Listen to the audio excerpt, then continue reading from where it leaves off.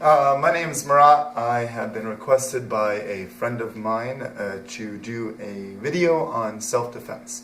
Now, just a little background, I have a pretty decent experience in the martial arts world and a very acute interest in self-defense as well as just human psychology and behavior in general. Now, this by no means makes me an expert. I only do have several years of experience in Taekwondo when I first started, Tai Chi Kwan, dabbled in a few other things, but mostly mixed martial arts for the past 10 years of my life. As for any type of self-defense or law enforcement background, I have none, but I do love the research on the subject. So I'm going to be quoting a few different people and harkening back on a few other techniques and ideas that I have heard over the years that I have taken interest in this subject. So once again, take what I say and if you for what it is, and if you have anything to share, anyone out there who has any disagreements or any points to highlight, I am welcome to hearing them. Very open to discussion and debate. Now, my approach to understanding a self-defense situation is understanding what the threat is. My friend contacted me because she had expressed concerns about the neighborhood she now lived in, which she heard of burglaries, and just recently a woman with her baby in her arms was mugged. Now, that seems appalling to us, right? Our immediate reaction is, how could they? But really, is it all that surprising? Really consider the psychology of the situation. They are, in a sense, a predator, right? They are exploiting the weak. This is what predators do. A lion does not attack the biggest, strongest buffalo. They'll go after the infants, the elderly, the sick. It's common sense if you really think about it. Now, that tells you something about your would-be opponent, right? Your potential enemies. They're going to be looking for the weakest among you. So how you display yourself, the signals you put out, are really going to make the biggest difference. Now, I'm not blaming the victim in any situation, but we'll try and use this knowledge to help us in any way we can. First thing we want to acknowledge too is not being in a situation in the first place, if we can help it. All right? High-risk situations, high-risk environments, you've got to learn to read your environment. When you step into a room, how many exits are there? How many people are in there? What is the hostility of the environment, of the situation at the given time? What are you going to do to add to that or take away from it? And how long will you be in there? Will the longer you stay increase or decrease the hostility or the risk of danger?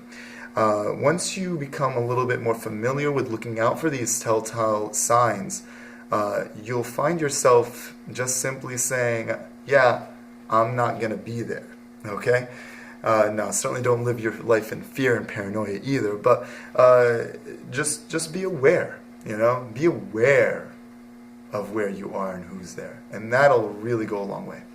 All right, now let's assume that is no longer an option and you are in a situation. What do you do? All right, it really depends, and that's a terrible answer, but it really does depend on the type of attack. Are they trying to mug you? Are they trying to rape you? Are they trying to kill you for some deranged reason? Or are they just upset and angry with you for some reason? Do they know you personally? Do they not? Is it someone you recognize as an acquaintance or a coworker? All these factors come into play, but let's just generally assume that this person bids you ill will and you have to react appropriately. Your body language is your first defense. All right? It's very crazy, it's silly, but it makes a huge difference. How you stand, how you speak, the kind of eye contact you make.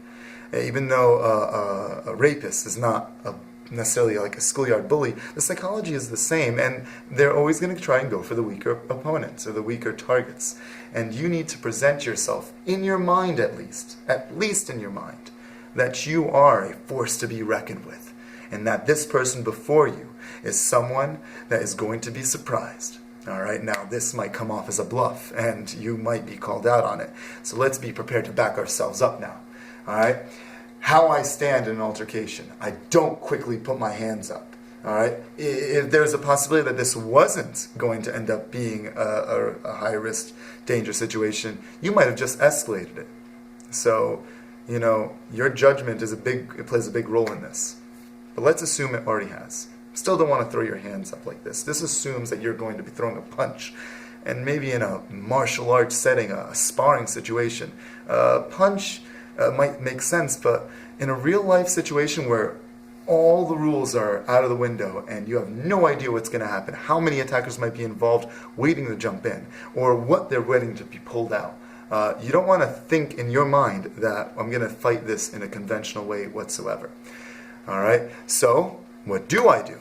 Well, I do want to have my stance. That's familiar in martial arts. So you might be able to see my feet a little right now. I place my back foot, my strong foot in back. Not completely in back, making me completely perpendicular to my opponent, but not square either, where I can take the brunt of any attack, but just off center, with my feet still shoulder width apart and on the balls of my feet, giving me a lot of mobility and a lot of stability at the same time.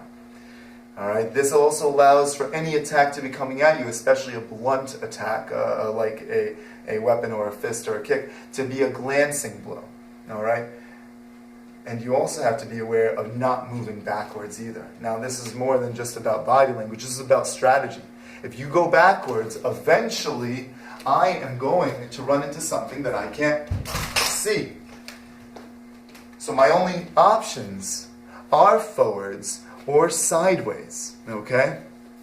Now, before you even begin counterattacking or receiving or doing the appropriate physical action, the vocal action is important too.